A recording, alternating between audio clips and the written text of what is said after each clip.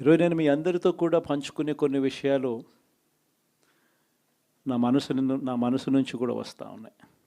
ఎప్పుడు ఊహించని విధంగా, ఎప్పుడు జరగని విధంగా, రాష్ట్రంలో ఎప్పుడు చూడని విధంగా మోసపోవడం అన్నది ఒక్కొక్కసారి జరుగుతూ ఉంటాయి. మోసపోయిన వాళ్ళకందరికీ కూడా మనం అండగా ఉన్నాము అన్న భరోసా ఇవ్వడం మనం చేయాల్సిన పని. మరీ ముఖ్యంగా మన కార్యకర్తలను మనకు తోడుగా ఉండడం, ఇది మాత్రం ఖచ్చితంగా చెప్తా ఉన్నాం. ఇష్టం వచ్చినట్టుగా ఎప్పుడు చూడని విధంగా ఈరోజు కార్యకర్తల మీద దాడులు జరుగుతూ ఉన్నాయి. పార్టీ సానుభూతి పరుల మీద దాడులు జరుగుతూ ఉన్నాయి. పార్టీకి ఓటు వేయలేదు అని ఓటు వేసిన వారి మీద దాడులు జరుగుతూ ఉన్నాయి.